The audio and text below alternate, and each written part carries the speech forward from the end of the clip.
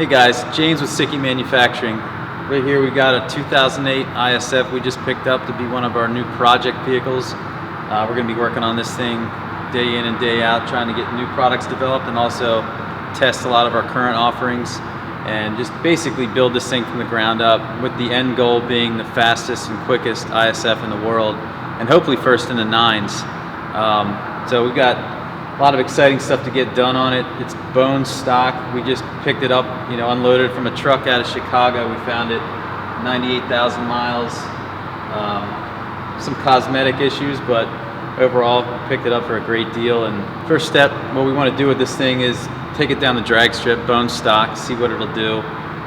We should be getting that hopefully next week. We'll be in, take it down to a local drag strip and see what kind of times we can lay down with it. Use that as a foundation, build from. We're gonna put it on our scales, weigh it, corner balance it, see what its weight distribution looks like, throw it on the dyno, get a good baseline on horsepower, and just go from there. First mod we'll probably do is something simple like our Lexus ISF intake system, and then obviously our new headers are going to go on it. We've got some projects with the exhaust we're going to work on as well. And then that's when it's going to start getting real serious, and we're going to get into the engine, some kind of power adder, not really sure yet, but it's going to be a lot of development stuff, so we're going to try just about anything. The nice thing is this is our car, so we can push it till it blows up if we have to, or push it till we break something and find out where the weak points are. And we've obviously worked on hundreds and hundreds of these over the years, but it's never been ours, so it's going to be nice to have the freedom to just do what we want from a creativity and design standpoint, and have some fun with it at the same time. Well guys, I think it's time we take this thing for a spin and see what it'll do in stock trim.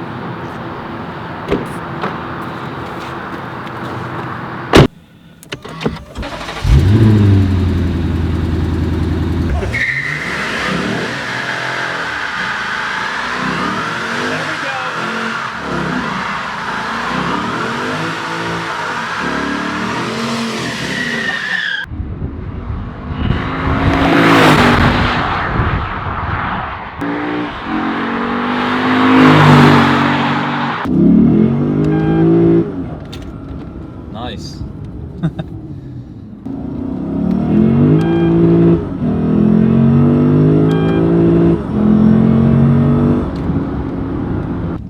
This thing definitely hauls ass, but plenty of room for improvement. Let's take it on the highway and see what it'll do.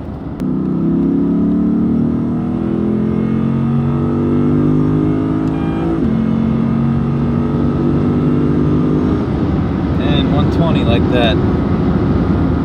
It's pretty stout, not gonna lie. The main reason is that we love this motor. The 2UR GSE is an amazing engine, 5-liter V8. It's got port injection and direct injection. Makes ridiculous horsepower, and we've seen these things close to putting mid-fours to the wheels with just some bolt-ons. So you throw a power adder into the mix, turbo, twin turbo, supercharger, something like that, and before you know it, this thing's just a monster, which we fully plan to exploit every option we can with this thing. And I'm looking forward to trying to push this thing to the motor pops. That's literally the goal. We're going to get as much horsepower out of it as we can with a stock engine. This whole project, basically keeping this car as close to a daily driver as you can, all the while increasing the horsepower to an extreme level. We want it to be something that somebody can get in and drive on a daily basis and still lay down the 9-second ET. So we've got our work cut out for us, but based on our success with our current product offerings like our headers and some of the other stuff we're working on currently, I think we've got a good shot at being first in the nines. And the honest answer is this engine's amazing. Again, the 2UR GSE has so much potential that we'd be foolish to pull this engine out and put a GM V8 in it.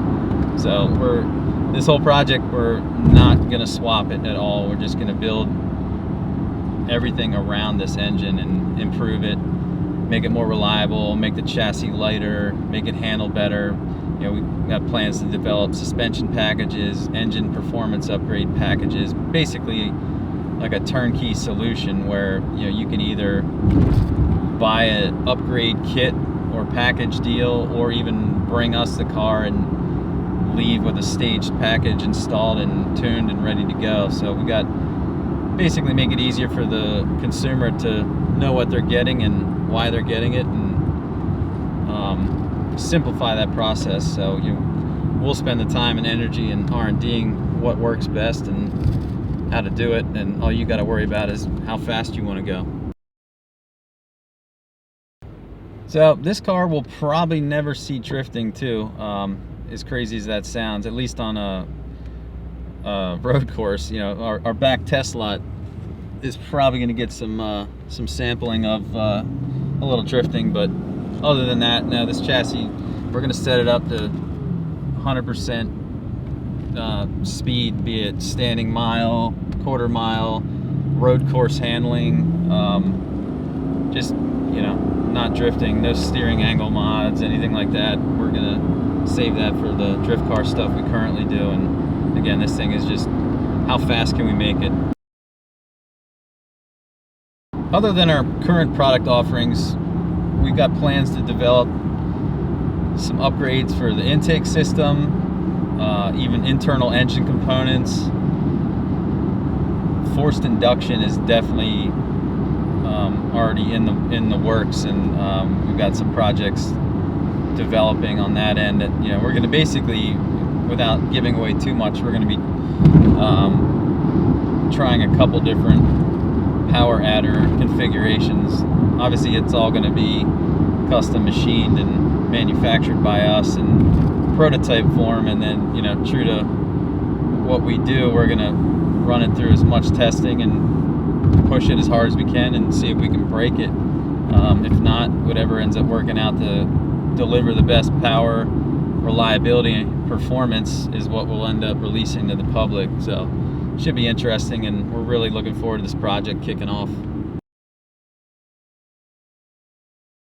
Currently, there isn't an exact time frame for this project, but we do want to move through the R&D stages on a lot of this stuff as quickly as we can. But, you know, some of this stuff is just the nature of the way it works. You know, it could take us